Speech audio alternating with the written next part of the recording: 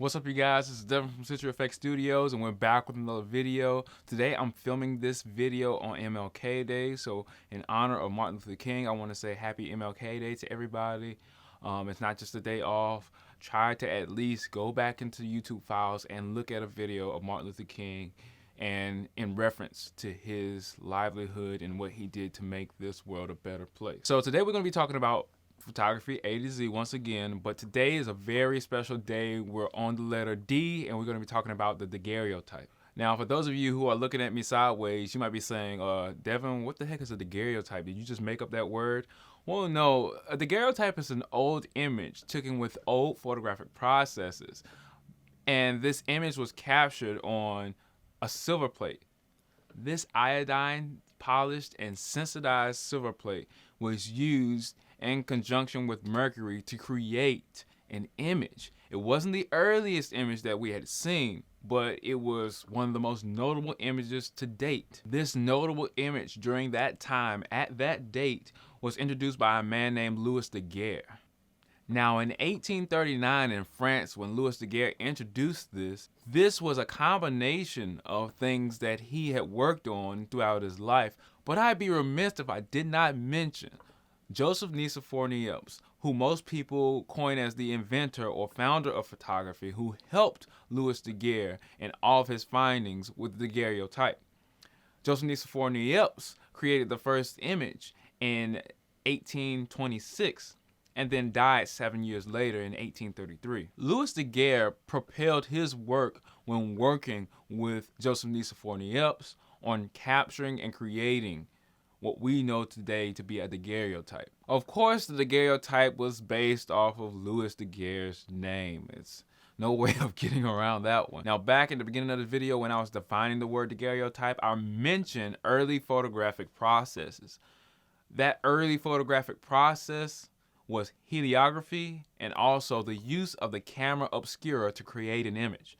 Now, when you're talking about the daguerreotype and the camera obscura, you would put the actual sensitized silver inside the camera obscura, kind of like a sensor is today or some film is today, where it would capture all of the light and it would be sensitized to all of the light at certain places at certain times or for a certain length of exposure. And this would lead to a photograph.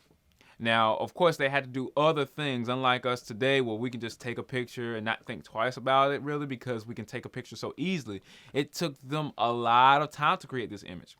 In some of the most early photographic experiences with the daguerreotype, you're looking at about 60 to 90 seconds worth of an exposure. So think about it. You're sitting there for almost a minute and 30 seconds talking about, I'm waiting to take my picture, or my picture is still being taken at this moment in time.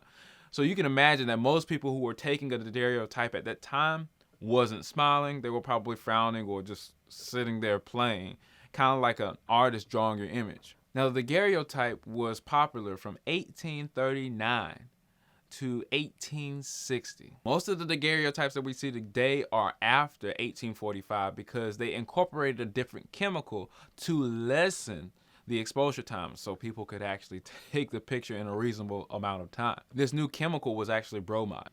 Now, back then, and I think even today, the daguerreotype is extremely hard to reproduce. Now, if you're thinking about this in a large spectrum, like, yeah, even today, the daguerreotype is hard to make because it's extremely toxic to make it. With all the chemicals that you have to interface with, all this other stuff, and all the sensitive, where you have to be, what time of day, what kind of light you're using, how you're using that light, how long that light has to be exposed, all that stuff is extremely hard to reproduce. So you had to think that back then, and even today, that if you have a daguerreotype or had a daguerreotype, that you were the man or the woman, like you had something that was very unique to a certain artist. So you can imagine how much people were actually paying for these things. Now, before we get into the actual amount that people were paying, we have to think about the size of it, because a lot of things in photography today are based off of size. All the prints, all the digitals,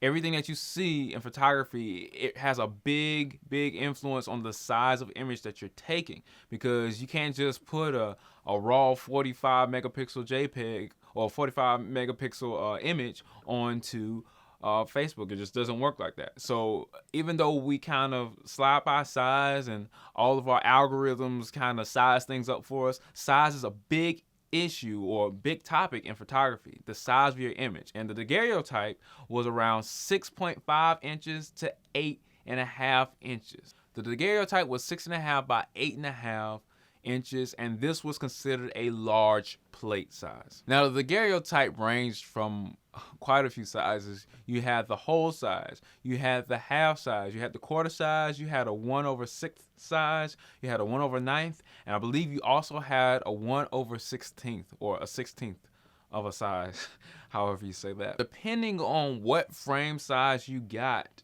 depending on how big your image was in that frame. Now, they had a whole bunch of decorative frames that they designed to put the daguerreotypes in, but depending on how big, it's like almost like bleed size for an image on a printer. All that was very, very important to whatever size you got. All right, so now that we know the sizes, we need to get into the money factor.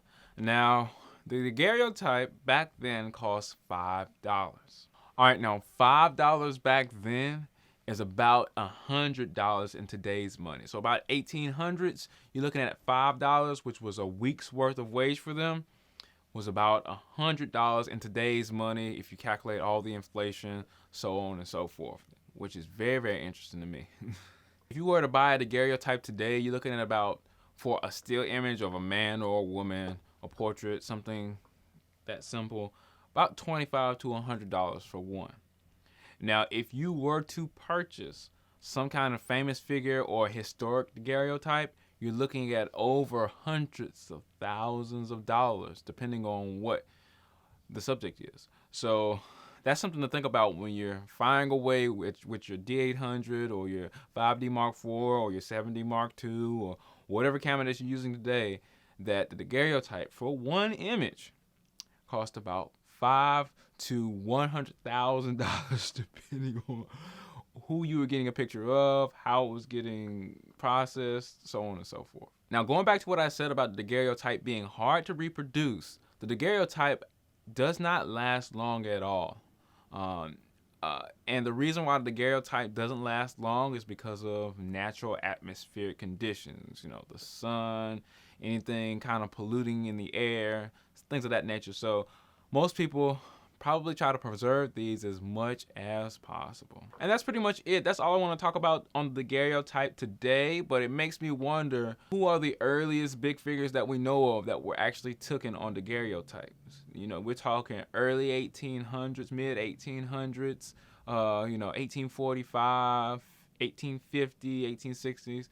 Something to do research on, but I'll probably come back with another video talking about who are some of the earliest figures that were taken on daguerreotypes. Now, daguerreotypes are not the only early forms of photography. They're one.